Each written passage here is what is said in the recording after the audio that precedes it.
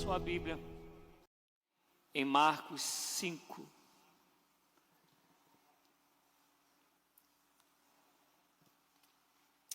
Evangelho segundo Marcos foi escrito entre os anos 60 e 70. Marcos estava em Roma e ele tinha sido aquele que aprendeu de Pedro, e o povo estava sendo perseguido por Nero, e aí o Marcos escreve tanto para que tudo que ele ouviu de Pedro pudesse ser preservado, como também para incentivar o povo chamado gentil que tinha se convertido, não desanimar por causa da perseguição que estava acontecendo. E quando a gente vai ler o Evangelho de Marcos, a gente vai ver que ele é meio cheio de ação, né? Toda hora fazia uma coisa, daqui a pouco veio outro milagre, daqui a pouco é assim como se fosse quase um filme de ação. Por quê? Porque na mente do pessoal que estava vendo o Império Romano, que era o império mais poderoso da época, como pode esse império poderoso assim estar submetido a um Deus que morreu crucificado? Então Marcos ele faz questão de todo momento escrever e mostrar o poder de Deus em Cristo Jesus, o poder de Jesus Cristo. Então toda hora ele está falando de milagres, ele está falando de cura. A passagem que a gente vai ler, que é Marcos 5, para falar do endemoniado, e aí vai depender se é Mateus, Marcos ou Lucas que está escrevendo, porque um vai ser gadareno, outro gesareno, e cada um vai se falar um nome. Por quê? Porque na verdade o lugar ele era muito amplo e ninguém sabia o certo onde aconteceu, com Marcos escrevendo, e fora isso, os nomes foram iam mudando de acordo com cada pessoa que dominava aquele lugar. Por que eu estou dizendo isso? Porque quando a gente vai ler a história aqui contada, a gente tem que entender que esse pessoal, que a gente vai falar aqui sobre ele, que é o pessoal lá de Golã, hoje em dia, esse pessoal ele tinha sofrido vários tipos de derrotas, vários tipos de impérios tinham dominado sobre eles.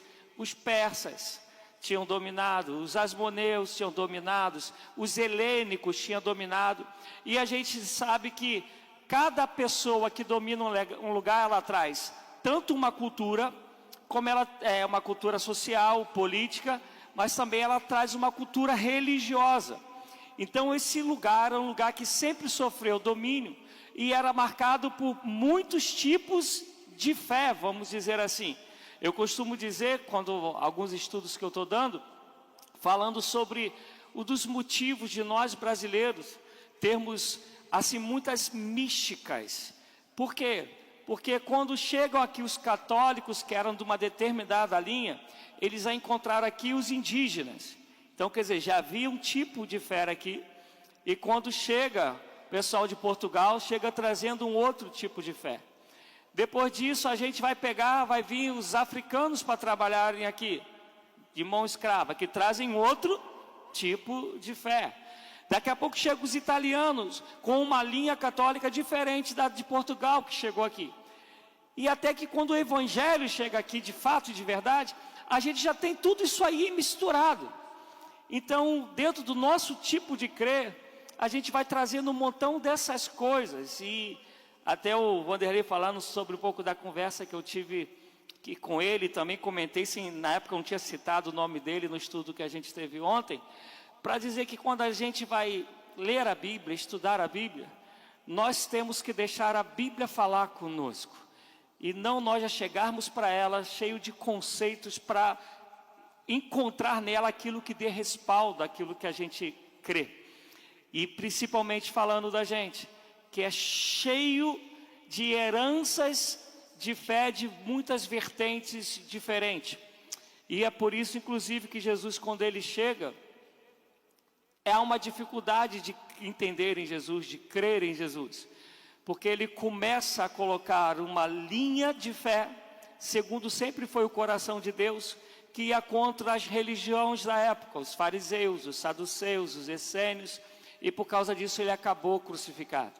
Então, meu desejo é que todos os dias a gente comece a entender de fato o que a Bíblia fala para a gente, a fim de que a gente possa ser liberto de toda e qualquer opressão, influências errôneas, que aqui, como foi cantado, muralhas caiam por terra, mas essas muralhas que impedem da gente enxergar a Cristo como de fato Ele é.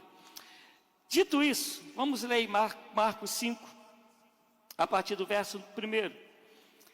Eles atravessaram o mar e foram para a região dos Gerazenos. Quando Jesus desembarcou, um homem com um espírito imundo veio dos sepulcros ao seu encontro.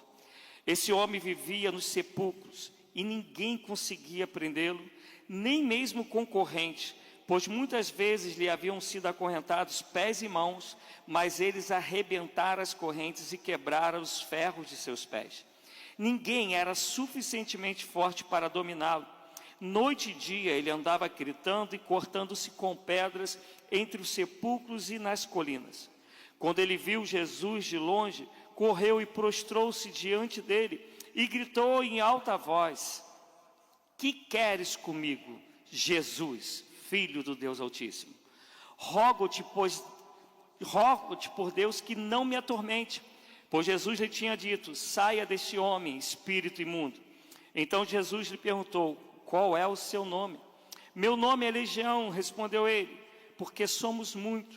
E implorava a Jesus com insistência que não os mandasse sair daquela região. Uma grande manada de porcos estava pastando numa colina próxima. Os demônios imploraram a Jesus: manda-nos para os porcos, para que entremos nele. Ele lhes deu permissão e os espíritos imundos saíram e entraram nos porcos. A manada, cerca de 2.000 porcos, atirou-se precipício abaixo, em direção ao mar, e nele se afogou. Os que cuidavam dos porcos fugiram e contaram esses fatos na cidade e nos campos, e o povo foi ver o que havia acontecido. Quando se aproximaram de Jesus, viram ali um homem que fora possesso da legião de demônios, assentado, vestido e em perfeito juízo, e ficaram com medo. Os que estavam presentes contaram ao povo o que acontecera ao endemoniado e falaram também sobre os porcos. Então o povo começou a suplicar a Jesus que saísse do território deles. Quando Jesus estava entrando no barco, o homem que estivera endemoniado suplicava-lhe que o deixasse ir com ele. Jesus não o permitiu, mas disse: vá para casa, para a sua família, e anuncie-lhes quanto o Senhor fez por você e como teve misericórdia de você. Então aquele homem se foi e começou a anunciar em Decápolis, quer dizer 10 cidades, o quanto Jesus tinha feito por ele. Todos ficaram admirados. Amados, antes de chegar nessa passagem, o Senhor tinha dito para os seus discípulos: vamos para o outro lado. Eles estavam do lado do Mar da Galileia, que na verdade é um lago, que tem cerca de 166 quilômetros quadrados, mas o único que chama de lago mesmo é o escritor Lucas, e alguns defendem que ele faz isso porque ele era um homem rodado, ele não era judeu, ele era grego, e todos os outros chamam de mar, mas normalmente ou comumente é chamado de mar. E esse mar, esse lago, ele é cercado de algumas montanhas, e por causa dessas montanhas, de vez em sempre, até o dia de hoje, acontecem ventos lá muito, muito fortes. Quem vai fazer, eu nunca fui, se Deus um dia deixar eu vou, mas quem vai já fez caravana lá em Israel, lá em Jerusalém, às vezes está lá no roteiro que você escolheu, conhecer o Mar da Galileia. E às vezes quando você tem que ir, vem a mensagem dizendo para não ir, porque à espera desse vendaval, e carros que estão próximos, eles são tomados pela água de tão forte que era o vento. Porque o vento ele causa um rebote nas colinas e não consegue sair, então quando ele volta e balança aquelas águas. Fora isso, a água é tranquila.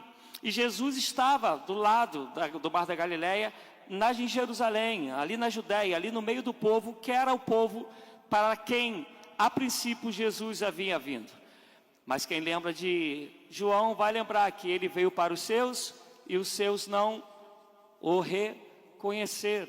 Todavia, como eu falei aqui na outra pregação, quando a gente volta lá no Antigo Testamento, a gente já vai lembrar de o Senhor chamando Abraão e dizer que em Abraão iam ser benditas todas as famílias da terra. E na caminhada, a gente vê pessoas de outros povos sendo inseridos no meio do povo de Deus. Haja vista que quando o Senhor dá a lei, Ele vai dizer, olha, se alguém de outro povo quiser se tornar um de nós, Ele coloca lá as regras. Se for homem, tinha que se circuncidar. E coloca lá as regras para que o pessoal possa fazer parte desse povo. Quer dizer, o desejo de Deus era que sempre houvesse só um povo, e Ele fosse Deus e seja Deus desse único povo. E aí o Senhor Jesus, Ele sai ali e vai para o outro lado. Agora Ele está indo para um lado pagão, para um lado gentil, que é dominado literalmente pelo Império Romano. E quando Ele vai atravessar, o que está no capítulo 4, quando Ele vai atravessar, a ventania vem e começa a fazer um reboliço na água. E esse reboliço, os discípulos começam a achar que o barco vai a pique. E Jesus está lá dormindo, está com um travesseirinho e deitado no travesseirinho dormindo. E segundo os historiadores, só quem tinha esse travesseirinho era alguém que era visto como alguém importante, era alguém que estava ali e ele tinha que estar no lugar mais protegido. Então era um lugar que a água quase não batia, era um lugar onde tinha esse travesseirinho, e Jesus está dormindo. Quando eles chamam todo mundo com essa história, eles clamam, Jesus levanta e diz, mar, aquieta-te, vento, se acalma. E tudo isso acontece e eles dão um grito, quem é esse? Que até o vento e o mar lhes obedecem. E quando a gente olha isso, parece que é tão somente um milagre que Jesus está fazendo. E não é tão somente. Havia uma mística que o mar era o lugar dos monstros, que o mar era o lugar onde tipos de conhecidos de criaturas, e se não fosse o povo do lado judeu, o povo do lado de Golã, havia outros deuses que faziam aquilo ali para fazer com que o mar fizesse um juízo sobre as pessoas que estavam ali. Então quando Jesus ele fala, vamos passar por outro lado, e a gente crendo que Jesus é Deus, amém, amados? Ele está sabendo que ali vai acontecer algo, e ele vai mostrar que ele não é só Deus dos ventos e do mar agitado. Ele também é Deus único e verdadeiro, que não existe nenhum outro Deus que possa disputar com o poder de Deus, que é o único Deus criador de todas as coisas. Então quando os discípulos veem aquilo, eles estão vendo um Deus que diz vento, aquieta e mar se acalma, mas também toda a mística de monstro, de outros deuses do outro lado, que podia fazer qualquer coisa, cai por terra para eles saberem que só Jesus Cristo é Deus, que Jesus Cristo é o Senhor. Aí os discípulos experimentam isso, e aqui eu quero abrir um parênteses rapidinho. Se a gente olhar para a nossa vida aqui, né, cantou sobre a muralha, a gente às vezes tem um montão de monstrinhos ainda dentro da gente. A gente tem monstro às vezes da falência, de um relacionamento não dar certo, de um emprego não ser bem sucedido ou não conseguir o emprego. A gente às vezes tem monstro de criar os filhos e porventura eles não serem aquilo que a gente deseja que eles sejam. Então a gente vai vivendo um montão de situações das nossas vidas, com medos, com temores, levantando o monstro. Às vezes é um governo que se levanta e fala que tudo vai ficar ruim porque foi tal governo, e a gente já fica apavorado. Eu quero te dizer nessa noite, amado, qualquer monstro que tu tenhas levantado, querendo ou não no teu coração, qualquer vento que tu possas estar enfrentando e tu possa dar o nome que for o causador desse vento, há um Deus que diz vento, aquieta-te, mar, acalma, e todos eles obedecem à voz do nosso Senhor. O que é paz? Paz é saber que há um Deus que pode tudo, e esse Deus que pode tudo é o nosso Deus. Então o que nós vamos temer? E aí quando a gente vai para João, ele vai dizer que o verdadeiro amor lança fora todo medo. Por que todo medo? É porque a gente sabe que a gente crê. Sabe que Ele é poderoso para fazer, que ninguém vai cuidar da gente como Ele cuida. E quando Ele dizer acabou, acabou. Quando Ele dizer chega, chega. Mas também, enquanto Ele não disser, é Ele que vai sustentar a gente e vai nos ensinar nesse processo. Porque Ele está lá deitadão. Não sei se o sono era profundo ou não, mas ele está deitadão e o vento está para lá, o mar está para cá. Eu fui fuzileiro naval, eu sei que é um vento agitado. Eu já andei em navio que tu tens que ficar agarrado com a tua bandeja de comida, porque se tu soltares, ela pula da mesa e está a refeição, vai embora. Você às vezes está no beliche, tu cai do beliche, dependendo da pancada do mar. Eu sei que é o vento revolto. E Jesus está lá, deitadão. Pode ter saído do teu controle, amado, mas nunca sai do controle dele. Pode não ter sido o teu tempo, mas no tempo dele, ele vai levantar e vai dizer: chega, vento, mar, baixa a bolinha. E eles vão obedecer ao som da voz do nosso Senhor. Amém, amados? E os discípulos acabam de ver isso e experimentar isso. E Jesus que tinha dito que agora ele tem que ir para o outro lado. E é um outro lado, como eu já disse, do pessoal gentil. Do pessoal dominado por Roma e que tem outro tipo de fé. Não tem a esperança do Messias como tem o povo judeu. E Jesus chega do outro lado. Quando ele chega do lado, já vem um homem direto a ele.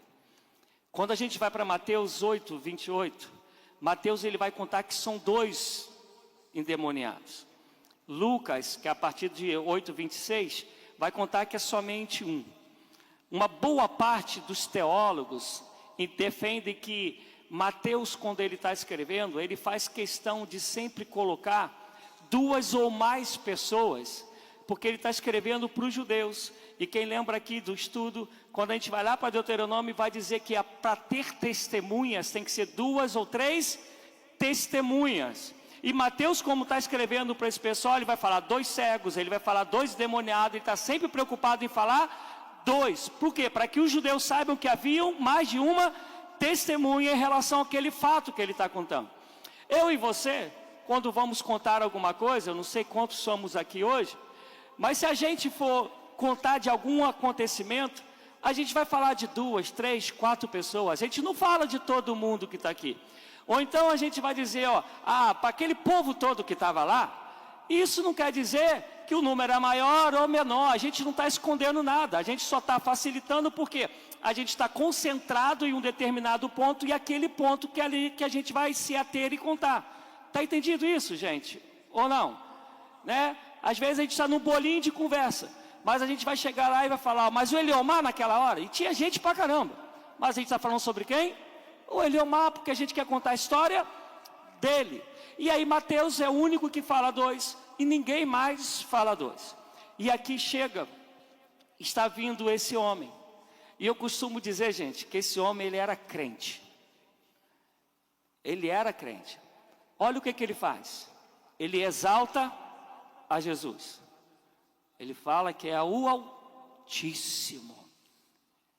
Olha só se ele não é crente. Ele vai e se ajoelha. Vê se não é igual crente. E ele vai e pede. E Jesus atende. A doideira disso, Rubens. Ele pede e Jesus atende. Ele fala, não me atormente, não me tire daqui dessa cidade. E aí Jesus vai e atende os pedidos dele. Então, por favor, com carinho que eu vou dizer. Não é porque a gente se comporta como crente. Não é porque a gente pede e Deus dá, que a gente vai pensar que está agradando a Deus. Há uma grande diferença entre ser crente e ser discípulo. Entre ser cristão e viver no centro da vontade de Deus. Porque a gente está vendo aqui Marcos contando que um homem endemoniado reconhece que Jesus é o Senhor. Se prostra diante dele. Pede, porque sabe que ele é misericordioso. E ainda por cima é atendido. Então escuta, por favor. A gente está com muita pregação. com muita coisa nessa vida que fala que se você recebeu é porque tu está parceirão de Deus. Não vai nessa. Não creia nisso. Examine-se, pois, o homem a si mesmo. Olhe para a tua vida, olha para a palavra e vê se o que você está vivendo de fato tem a ver com a palavra.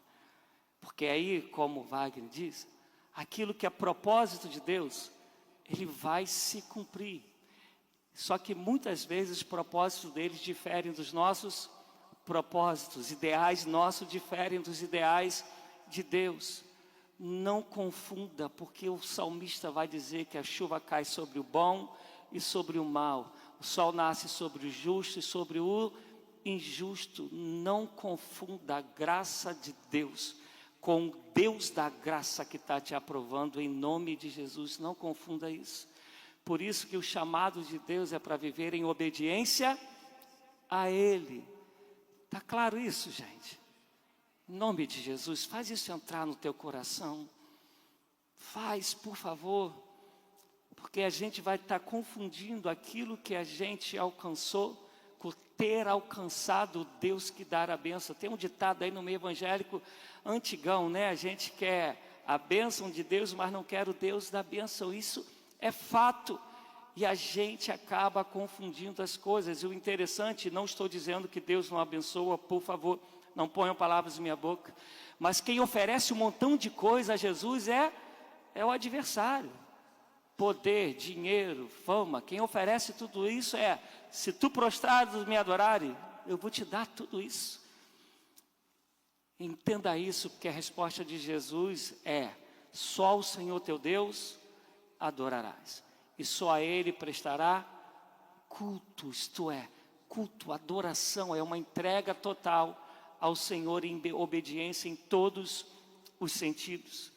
E aí ele vai falar, e aí eu vou conversar um pouco com vocês falando das 3 passagens. A de Marcos é a mais completa, mas tem coisas que tem em Mateus que não tem nas outras. Depois você pode conferir o capítulo 8, tanto de Mateus como de Lucas. Um começa no versículo 28, outro no versículo 26. Mas quando a gente junta todas as coisas, a gente vai ver que olha o que o adversário faz com a gente. Quando digo a gente, por favor, com o ser humano. Ele não tinha casa. Ele morava no cemitério. E o cemitério, comumente naquela época, eram como cavernas. Ele morava no cemitério. Ele tinha uma força, assim, descomunal, que diz que ninguém conseguia segurá-lo e as correntes não conseguiam detê-lo. E eu vou abrir aqui um parênteses rapidinho para quem não crê. Entre algumas experiências que eu já tive de ter que expulsar demônios de pessoas, para mim, assim, a que mais me marcou nesses 33 anos de evangelho, foi de uma menina de 16 anos. Eu estava numa consagração da Assembleia de Deus. Entra uma menina magrinha, mas magrinha de verdade. Ela entra sendo carregada por 4 homens formados, fortinhos. E estava difícil dos 4 caras segurarem a menina. Até que ela saiu dali, liberta, graças a Deus. E um deles foi contar que já tinham várias pessoas tentado segurar a menina e não conseguiam. E teve que juntar 4 cabeças para conseguir segurar uma menina de 14 anos, magrinha, porque a força da menina era fora de série. Escuta, amado, a gente sabe que Jesus é de verdade, amém? Mas o adversário também é de verdade. Ele não brinca, às vezes a gente brinca de ser crente, mas o adversário, ele não brinca de ser adversário. E não brinca mesmo. E aí eu quero alertar a gente para outra coisa. Nesse quadro aqui, há um cara que está manifesto, está nele manifestada a possessão demoníaca. Mas interessante que nem todo mundo que está assim é de filme de terror. Quando a gente vai lembrar de Judas, ele está sentado à mesa com Cristo. Ele participa da ceia. E a fala de Cristo é que o adversário já havia entrado nele. E lá, bonitinho. Cuidado Cuidado que pode estar de terno e gravata, pode ser empresário, pode ser pastor. Cuidado. Pode ser e a gente está achando que não tem nada a ver. E o adversário já está dominando, já está fazendo o que quer há muito tempo. Por isso que uma das coisas que a gente tem que buscar em Deus é discernimento espiritual. Tem que pedir a Deus para te dar olhos espirituais para que tu vejas quem é quem. Hoje na escola dominical a gente falava, nem tudo que é bem, de fato é bom. Tem muita coisa aí que parece, como assim, aquele comercial da época da Josi, parece, mas não é, que é o Denorex. Parece que é, e na verdade não é. Cuidado. Nem sempre vai virar olhinho, vai mudar a voz, vai se contorcer, nem sempre. Mas isso também acontece. E Jesus chega nesse lugar que é cemitério. Os judeus não podiam ir para cemitério, porque eles eram considerados, se fossem, imundos. E vem Jesus e está começando a mostrar aquilo que a gente já sabe, que toda a terra pertence a Ele, que estando nele, todos nós somos purificados. E aí Ele está ensinando os discípulos com a própria vida dele, como aqui no estudo também já falei, quando Mateus 16, ele vai para Cesareia de Filipe. Ele está indo para lá para falar, olha, onde tiver cativo, eu vim para libertá-lo. E como vocês estão me vendo fazer, é claro que não está escrito, mas é isso que ele está fazendo. Como vocês estão me vendo fazer, façam também. Onde tiver alguém cativo, onde tiver alguém oprimido, onde tiver alguém necessitado, onde tiver alguém encarcerado, eu quero que você vá até essa pessoa para ser instrumento meu em favor da libertação dessa pessoa. Onde tem alguém caído, seja você o instrumento de ir até ela para colocá-la de pé em nome de Jesus Cristo. E aí a gente então vai entender que é muito além das quatro paredes. É na vida como a vida é. Jesus sai do lugar que é visto como um lugar sagrado, a cidade santa. Ele fala, vamos para o outro lado. Vamos para o lado dos gentios, vamos para o lado dos ímpios, vamos para o lado dos idólatras. E vamos lá para libertar, porque para isso o Filho do Homem veio. Amém? Mas para isso o Filho do Homem também enviou a sua igreja. Amém? É da mesma medida. Ele falou, como o Pai me enviou, eu também vos envio. Tal como, igual, na mesma proporção e medida. E é esse cara, ele se corta. Eu sei, a gente tem aqui pessoal que entende da psique, eu sei que tem problemas, que são problemas da psique, problemas realmente psicológicos. Isso existe, como a gente tem dor de cabeça, como a gente dá topada, isso é real. Todavia, a gente vai ver Jesus algumas vezes dizendo, está curado, tua fé te salvou. Mas tem uma mulher que está corcunda, e ele vai e repreende o espírito da mulher. Então a gente precisa entender que nem tudo que acontece é da psique, mas também nem tudo que acontece é demoníaco. E aí eu vou dar uma cola para vocês que eu aprendi no começo da minha caminhada com um pastor. É melhor tratar, isso estou falando quando a gente não tem conhecimento, não discerniu. É melhor tratar o endemoniado como alguém que está com uma doença, do que tratar alguém uma doença como se estivesse endemoniado. Se não essa que não está doente, que é só a doença, e você trata como endemoniado, você só vai piorar a situação dela. Então cuidado, nem tudo é capeta, a gente ajuda também, tem hora que a capeta pode ficar de férias, que a gente faz o papel dele.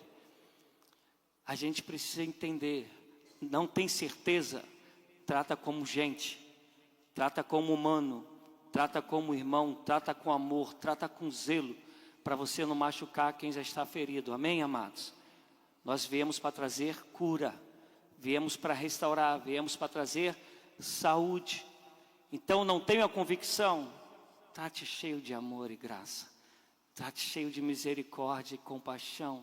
Se precisar pegar no colo e levar para casa, faz isso, mas resgata essa vida em nome de Jesus Cristo. Mas nesse caso não, nesse caso o cara está ali possesso. E aí está morando um cara vivo que vivia como morto. Ele vive no cemitério, não vive na casa dele. Ele foi abandonado pela família, ele foi abandonado pela sociedade, ele se corta. Ele é alguém que está literalmente à margem de todo mundo. Mas há uma coisa também que me chama muita atenção, que o povo da sociedade se acostumou com aquilo, passou a achar aquilo normal.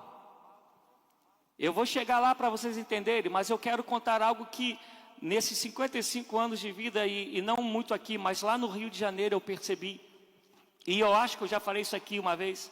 Eu lembro que quando eu era mais novinho, a gente passava por morador de rua,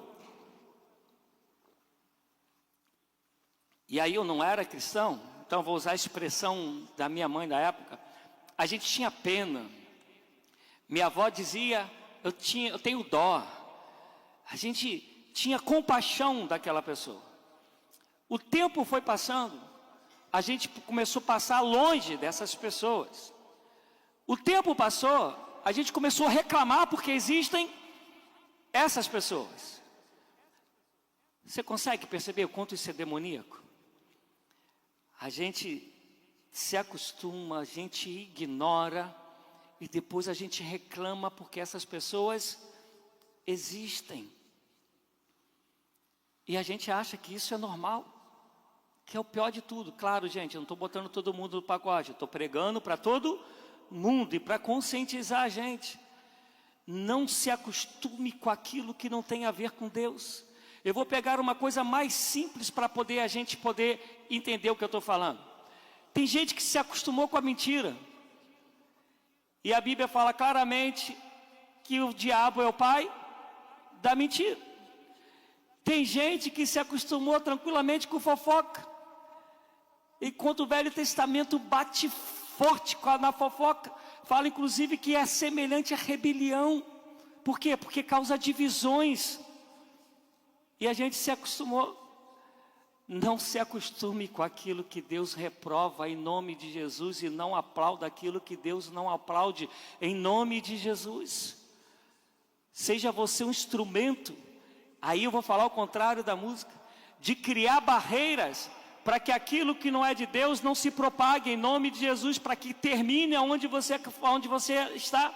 É uma fofoca, fala, não quero ouvir. Ou então vamos junto, vamos contar para a pessoa. É mentira, fala, olha o que você está fazendo. Você está mentindo, está trazendo uma inverdade contra alguém que Jesus ama e está se tornando pai, está se tornando, filho do adversário, que ele que é o pai da mentira. Não propague isso em nome de Jesus, porque isso é demoníaco.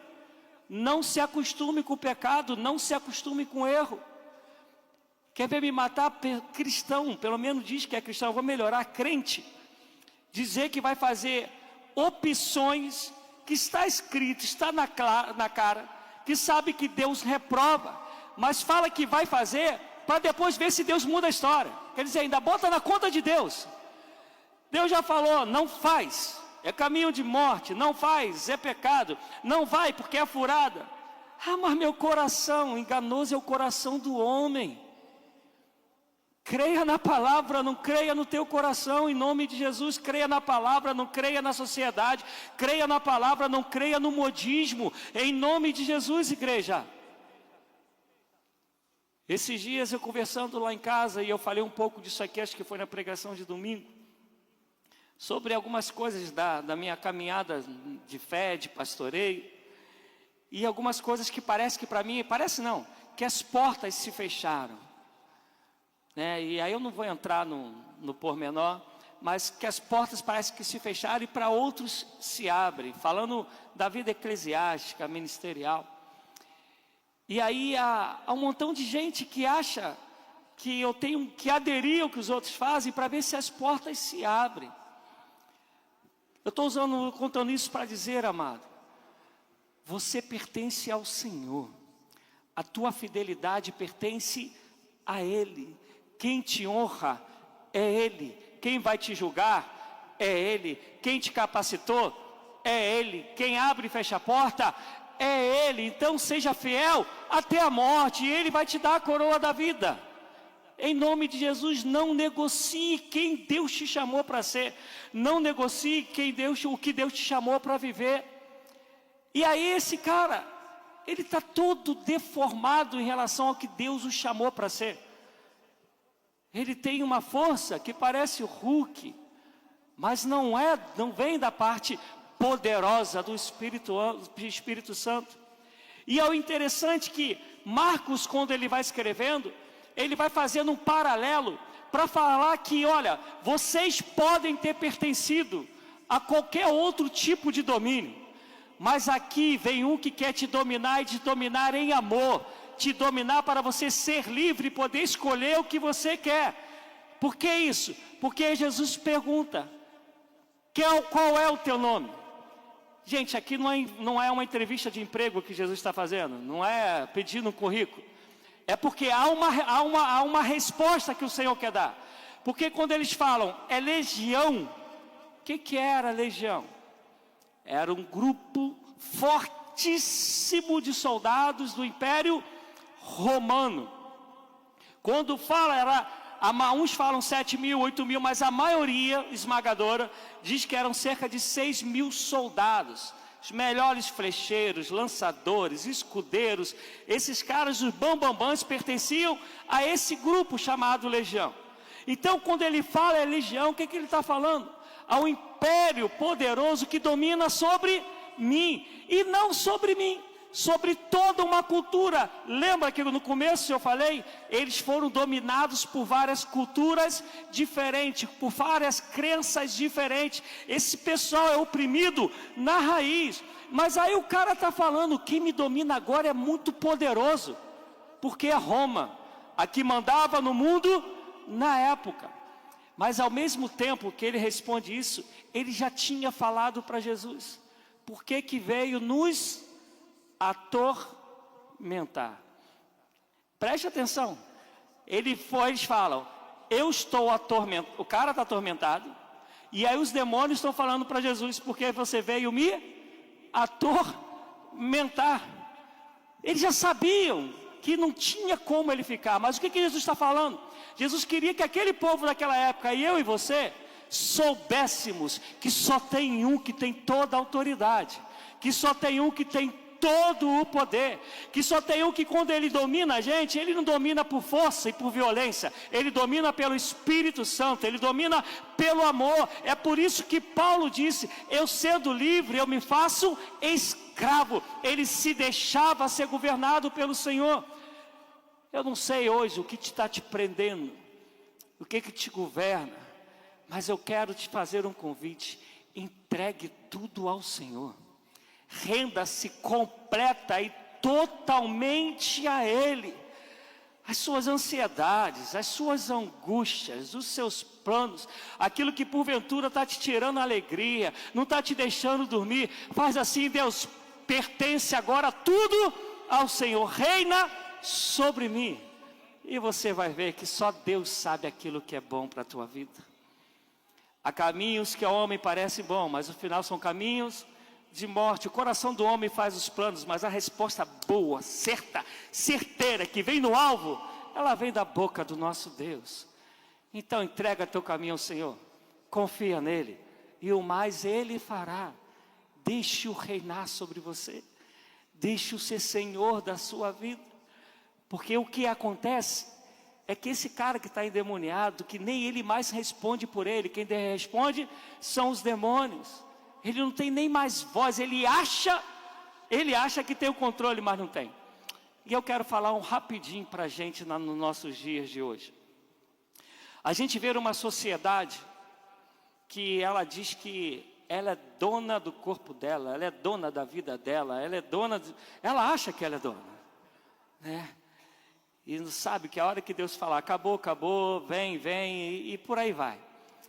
Mas a gente vai perceber que normalmente a pessoa que ela acha que ela é dona do seu nariz, como diria a minha falecida avó, que ela pode fazer qualquer coisa, normalmente as decisões que elas tomam não são agradáveis a Deus.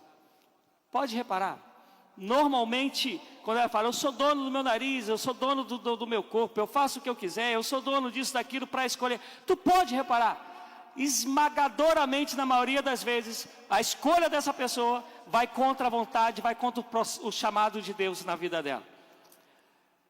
Por que eu estou falando isso, amado? Que a gente, por mais que a gente seja bambambam, inteligente pra caramba, a nossa sabedoria é loucura diante de Deus.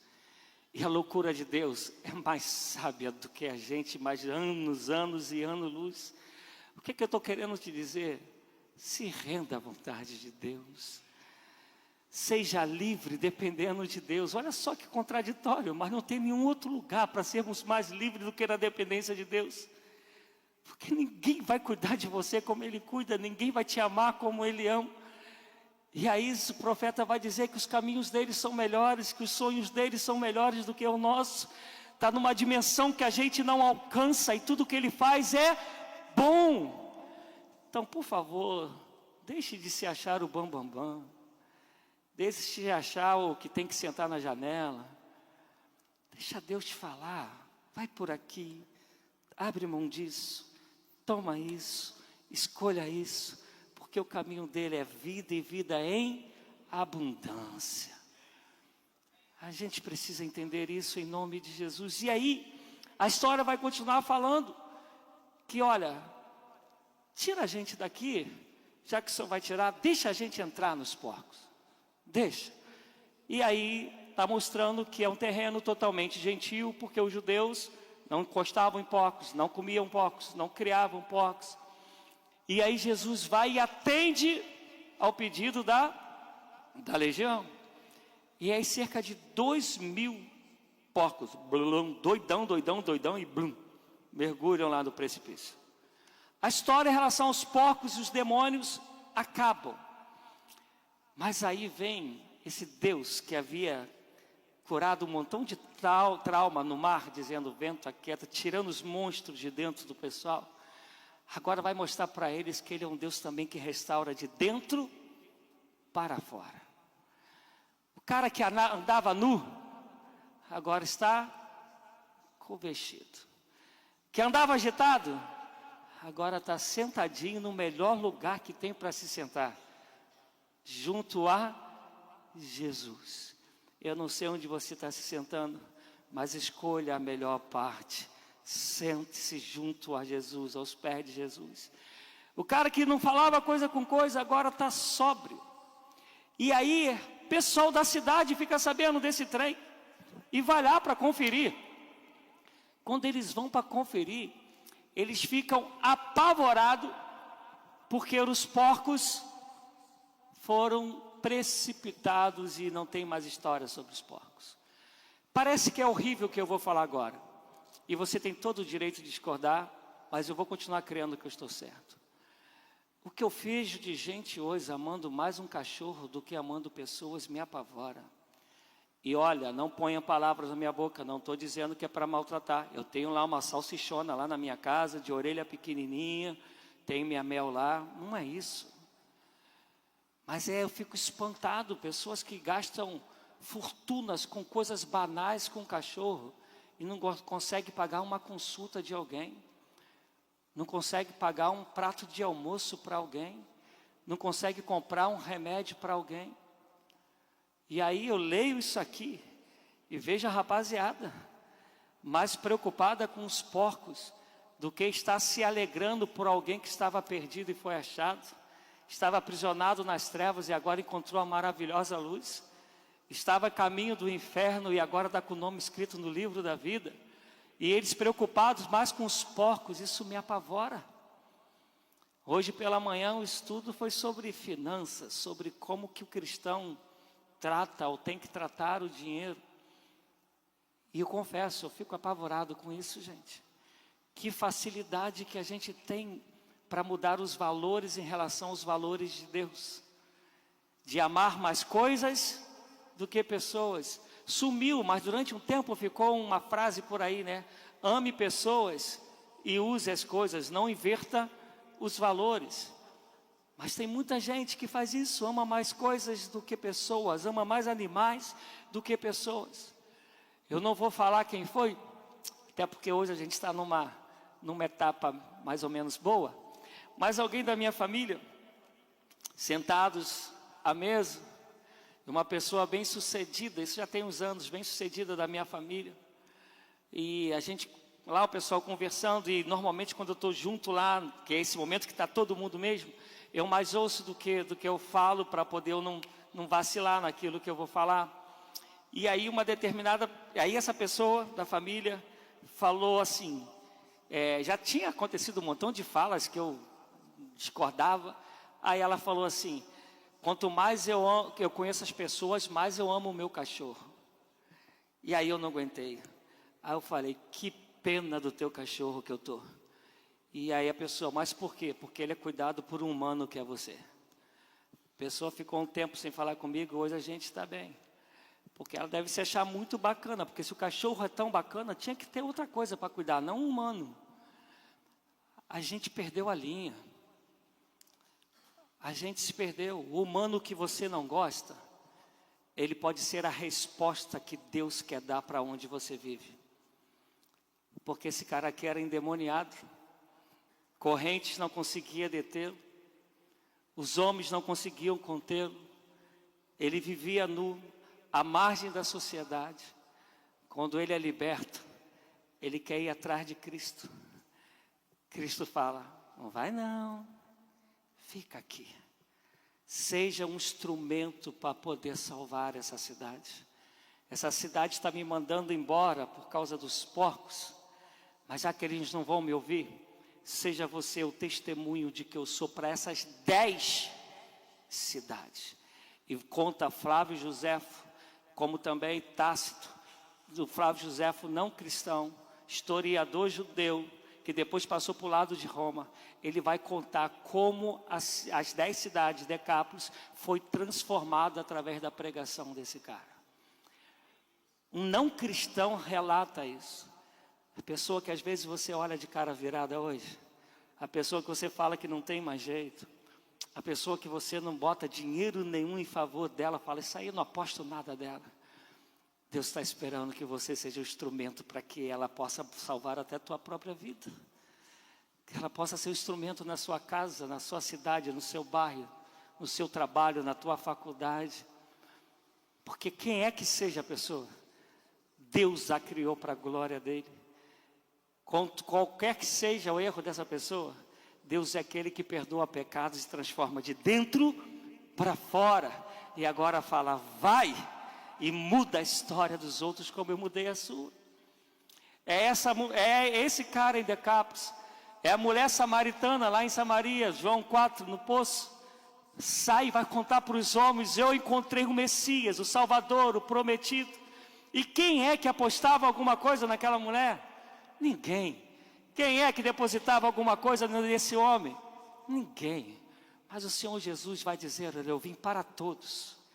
Eu vim para os gentios, eu vim para o pessoal que está aprisionado, eu vim para a própria cidade que está me rejeitando, mandando embora, porque ama mais os porcos do que uma vida que foi transformada. Eles me rejeitam, mas eu continuo amando e vim para salvar todos. Mas Ele continua contando comigo e contigo. Se um dia você foi liberto e continua sendo liberto, se um dia você foi santificado e continua sendo santificado, se um dia Ele te encontrou e hoje faz morada dentro de você, Ele está dizendo, agora vai e anuncia a todo mundo quem eu sou e o que eu fiz na tua vida, louvado seja Deus.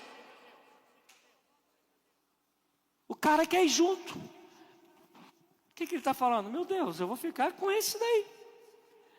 E ele está falando, não esquenta não, eu estou contigo todos os dias, até a consumação dos séculos. E o que tu tinhas que receber de mais precioso, tu já recebeste. Recebeste libertação. Já recebeste agora valorização social.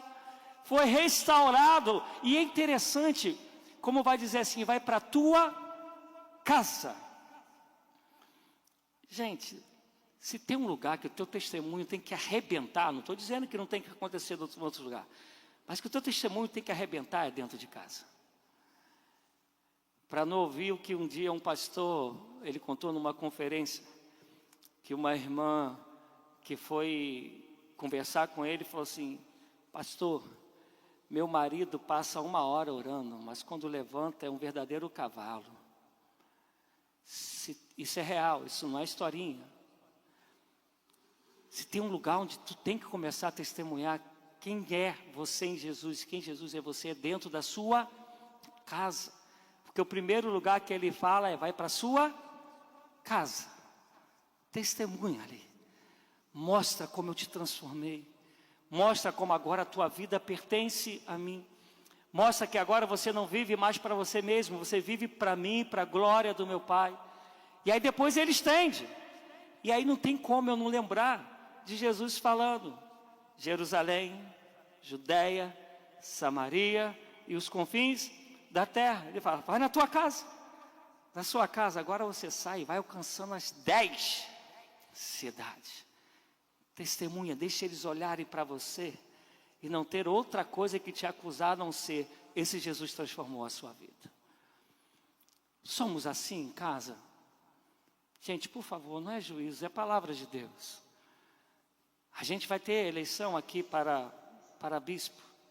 E Paulo, quando vai escrever, vai dizer que dentro de casa, esse que é candidato, deseja o episcopado, tem que ser alguém que dá testemunho diante da esposa e dos filhos. Marido de uma só mulher, tenha o respeito dos filhos. Comece dentro de casa, em nome de Jesus. Seja o bom perfume de Cristo dentro da sua casa. Quando às vezes sai notícia, né, de pastor, presbítero, espancou a mulher. A primeira coisa, né, que a mídia faz é arrebentar com a nossa fé, né? Bota até lá, nem sabe o que é presbítero, mas bota lá, o cara é presbítero, não sabe o que é diácono, mas bota lá, é diácono.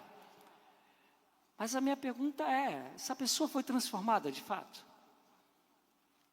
Teve a experiência da libertação, que reconhece que Jesus Cristo é o Senhor? Por isso que quando eu comecei falando dessa postura de crente dos demônios. Ele fala: Jesus o Altíssimo, Deus o Altíssimo, Senhor o Altíssimo. Um fala Senhor, o outro fala Deus. O Altíssimo. Ele se prostra. O que era ficar de joelho nessa época? Sujeição. Era como os escravos ficavam diante dos seus senhores. E ele pede, porque sabe que Deus tem todo o poder. Todo o caminho mas ali estava uma legião de demônios. Pelo menos 6.000 tinha ali dentro. E com toda a cara de crente. Com todo jeito de crente. E aí minha família sabe, desde sempre eu falo, há uma diferença entre crente e cristão. Porque o cristão, ele quer ser discípulo. O crente é aquele que crê. E Tiago vai dizer que até os demônios creem e estremecem. Eu quero te dizer, para a gente encerrar, que esse Deus, que tem poder para destruir todos os seus monstros, todos os nossos medos, todos os nossos temores, e fazer você experimentar a paz que excede todo o entendimento, é o mesmo Deus que tem poder para te libertar, mas quer que você se renda completamente a Ele, para que Ele seja o Senhor da tua vida. Esse rapaz, ele não errou quando ele falou: deixa eu ir contigo. Ele queria, meu Deus, eu quero esse homem que mudou a minha vida totalmente. Mas aí Jesus, é como se Jesus estivesse falando: olha, se de fato agora tu sabes quem eu sou, e agora eu sou teu Senhor, me obedece. Vai e prega para essas 10 cidades, que eu sou o caminho, a verdade e a vida, e que ninguém vai ao Pai se não for por mim, que eu sou o único mediador entre Deus e o homem, que eu sou o verbo encarnado, que meu nome tem todo o poder, e que ninguém ama como eu amo. O pacote tem que ser completo, amada. Não dá para a gente ficar em partes. Ou a gente mergulha, ou não mergulha. Ou a gente é liberto, ou não é liberto. Porque Jesus faz alguma coisa pela metade? Não. Mas ao mesmo tempo ele não faz nem por força, nem por violência. A gente que tem que dizer: Senhor, cumpra-se em mim a tua vontade. Entrega teus medos a Deus. Entrega teus receios ao Senhor. Aqui eu não estou dizendo, amado, que não vai ter momento que você vai ficar inquieto. Não é isso. Deus não nos fez robô. O que eu estou dizendo é que essa inquietude, ela não pode fazer morada dentro da gente. Esse medo, ele não pode criar um ninho dentro de nós e gerar filhos. Não pode. Porque se Deus está contigo no barco, é uma frase bem batida. Mas pode ficar tranquilo, porque mesmo que ele esteja dormindo, ele está de olhos abertos. Porque ele cuida da gente até quando a gente dorme, ele trabalha em nosso favor. E o interessante, que quando vai para o outro lado, a ideia é dele. Escuta, muitas das vezes Deus vai te levar para o maremoto, para você poder dizer: quem é esse? Que até o vento e o mar lhe obedecem. Para aumentar a sua fé, para te ensinar a confiar mais e mais nele, e para experimentar maravilhas maiores da parte dele. Quanto maior o sufoco, maior é o livramento, não é assim, gente? Amém?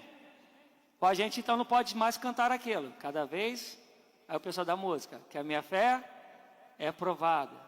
Tu me dás a chance de quê? De quê? Crescer. De deixar de ser menino na fé. De deixar de se abalar com qualquer coisa. De que achar que não aconteceu como você quer porque o mundo acabou. Não. No tempo dele, a resposta segundo a vontade dele, ela virá. E se ela não vier, Rubens, como a gente gosta? Aí, Wagner, a gente vai dizer: a tua graça me basta, porque o teu poder se aperfeiçoa na minha fraqueza. Que nós possamos entregar a nossa vida completamente ao Senhor. E esse entregar completamente é ouvir o ide, indo, anuncie o que Ele tem feito na tua vida. Não seja cristão individualista, egoísta, não seja agente secreto de Deus. Rasga o coração, a começar dentro da sua casa. Seja o melhor marido, a melhor esposa, o melhor pai, a melhor mãe, o melhor filho, a melhor filha, o melhor irmão que Deus te chamou para ser, em nome de Jesus, amém? Vamos ficar de pé em nome de Jesus.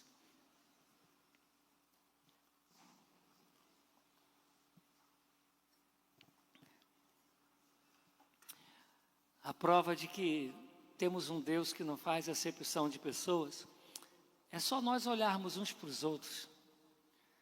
Tem gente aqui com histórias, meu Deus, totalmente distintas, diferentes umas das outras. Mesmo sendo Itaoca que predomina aqui, né? Todo mundo é de Itaoca, pedra ou terra. Mas a gente vai ver que mesmo aprendi ontem, né? Cadê itaoquenses? Vão ter histórias diferentes, experiências diferentes, criações diferentes. Mas é o mesmo Deus que alcançou todos vocês e me alcançou também. Esse Deus que pegou um carioca, morador de uma casa de barro, filho mais velho, tranquilão na vida, só tinha um sonho. Eu sou um dos caras mais malucos do mundo, gente. Eu nunca tive um sonho 2, um plano B. Meu único sonho era a bola. O que veio porque quis vir. Porque eu tinha que levar pão para casa. Eu não tive nenhum sonho sem ser jogar bola, nenhum. E olha que sempre estudei pra caramba a beça, mas não tinha, meu negócio era aquela redondinha que, se Deus quiser, ainda vou dar um chute nela de novo. Sempre foi o que me puxou. Um dia com 22 anos, eu próximo para poder fazer algo que eu sei que Deus não ia gostar, mas numa profissão que eu estava, Ele falou assim: com amor eterno eu te amei, com bondade eu te atraí. 22 anos. Há 33 anos isso aconteceu. E eu não sei quer viver de outra maneira se não for para esse Deus. Eu não consigo imaginar como alguém consegue não levar esse Deus a sério.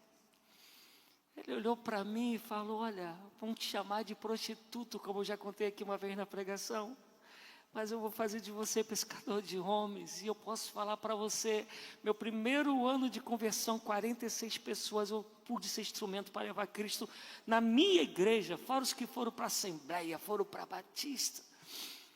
E tem sido assim até hoje. Se piscar, eu vou falar: ó, tem alguém que te ama e te ama com amor incomparável e te transforma, que a sociedade vai dizer, como pode? E você vai dizer, só o Senhor é Deus. Entrega toda a tua vida a Ele. Viva para Ele, para a glória dEle, e Ele vai cuidar de você, amados. Ele cuida quando a gente vacila, jamais se a gente se lançar por inteiro. Então quero te pedir para você ter um tempo de oração. Coloque diante de Deus os teus temores, seus medos, seus receios, suas frustrações, teus traumas, aquilo que ainda te aprisiona emocionalmente, socialmente, espiritualmente. Fala para Ele te libertar. Fala para Ele e dizer: Senhor, diz um basta segundo a sua vontade. Eu confio em Ti, diz isso para Ele.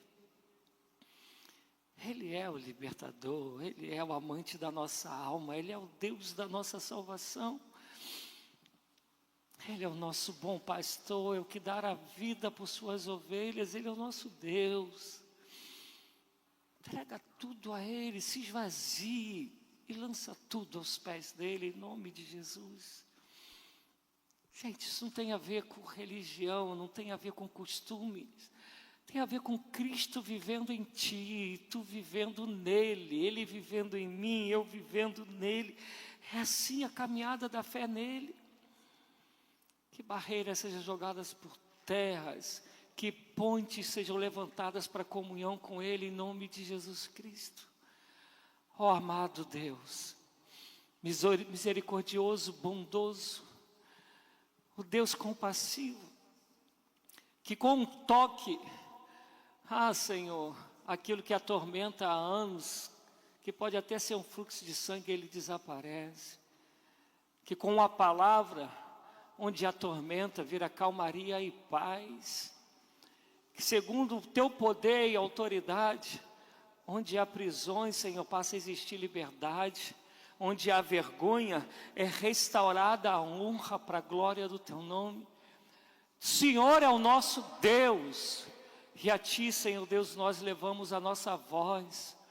Nós levamos o nosso clamor, dizendo: Deus, se apodere completamente de nós. Aumenta, ó Deus Altíssimo, a nossa fé, em nome de Jesus Cristo. Ó Deus Todo-Poderoso, encha-nos e faça-nos a nos deixarmos encher com o Teu Santo Espírito, para que vivamos nesse mundo testemunhando quem o Senhor é e o que o Senhor tem feito em nossas vidas, a fim de que todos saibam que só o Senhor é Deus. Que possamos viver esse mundo cheio, Senhor Deus, de segurança, sabendo que a Tua destra que nos sustenta, e que o Senhor estará conosco todos os dias até a consumação dos séculos. Eu quero clamar ainda, Deus, cure de todas as enfermidades, Senhor Deus, psicológicas,